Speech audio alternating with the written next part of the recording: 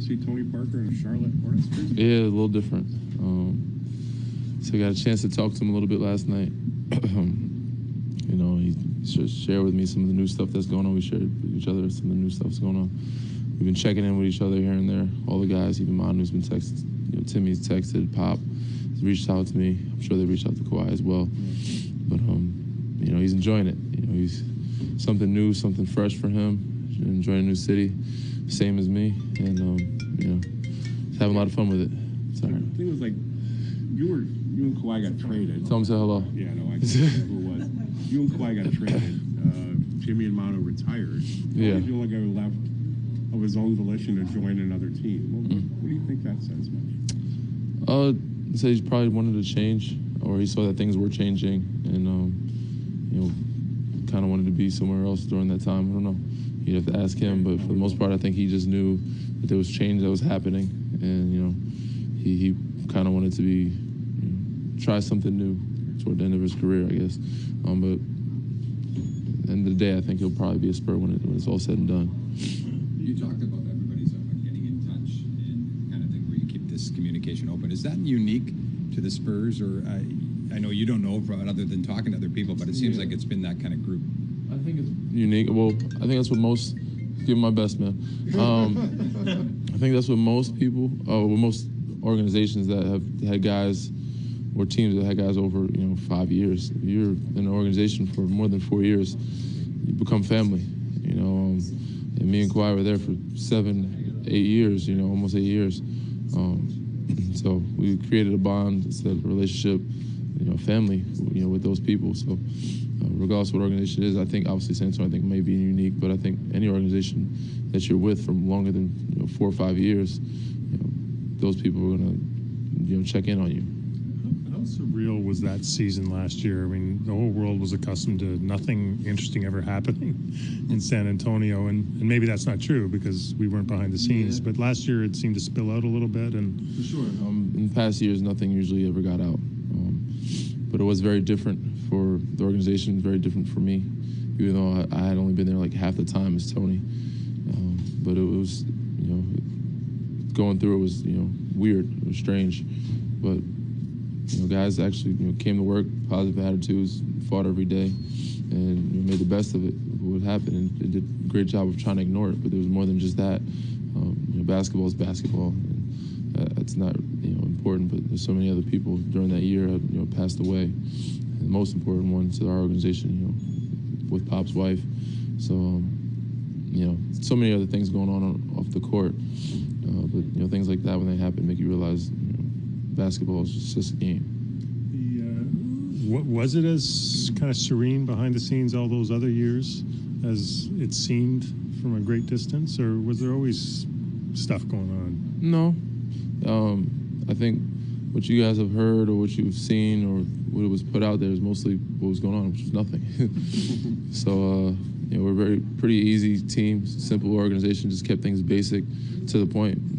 Guys were disciplined, everybody followed Pop's lead. And then obviously, Timmy, Tony, and Manu, those guys lead, and just, came to work every day, and worked hard and did what they're supposed to do. Charlotte's shooting the ball extremely well, hitting a lot of threes. They are. Kemba as well. He's lighting it up. He is. How do you slow, what's the key to stopping the three, and how do you slow him down? You try to limit as much as you can. Try to limit his touches.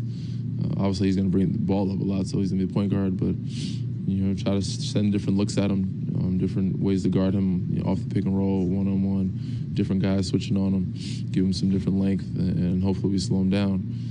Also, hopefully we don't get in foul trouble. Last game, that was quite a bit of a difference in our defense. We were giving up free throws and getting fouls. We're not able to play physical. It's kind of our game. So hopefully we, play good defense without fouling early on, so that down the stretch we can, still get up into guys and be physical. But I said, try to contest as many shots as possible, and hopefully he's due for an off night. Have you noticed the new freedom of movement officiating? They're trying to take that clutching and grabbing out of the game. We have noticed it.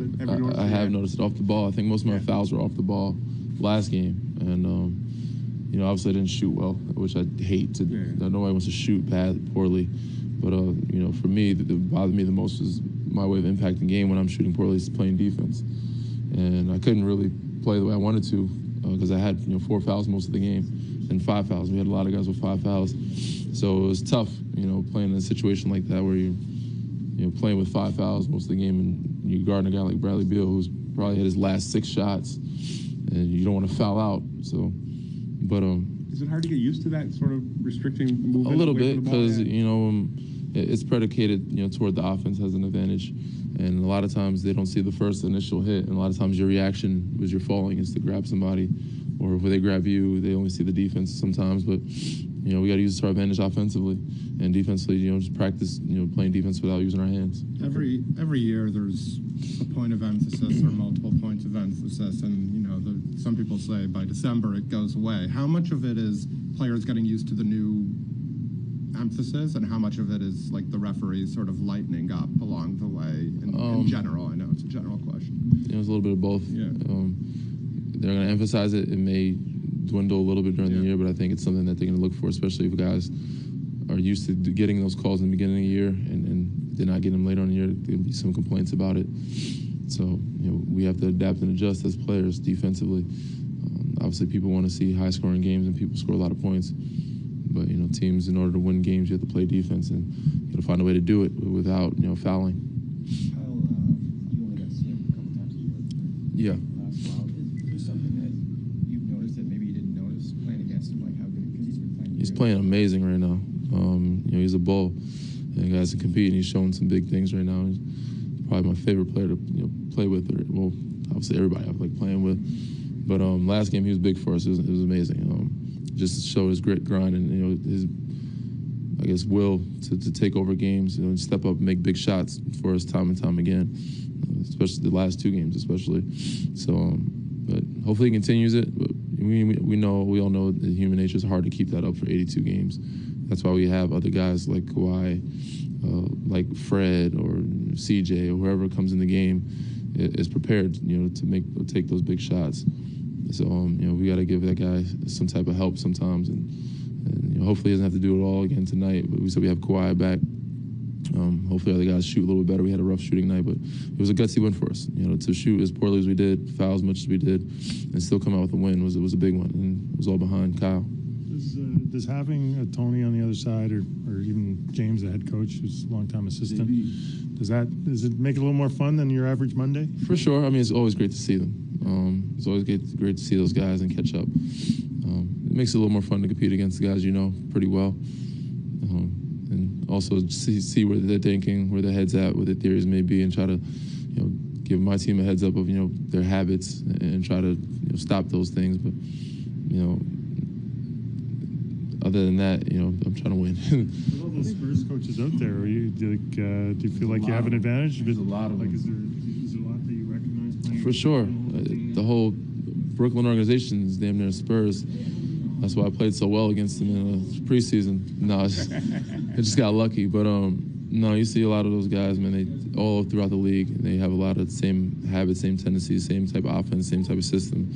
So it's easier to adapt and adjust to and to read some of the plays. But they put a little wrinkles here and there in some of the things they do, and they're still great at it. Even though it's coming, it's still hard to stop because guys are good in this league. They're really good players, and they make it to where their best players are in the right positions to be successful or to score. And even though you see it's coming, we ran the plays for the 7 years that I was there.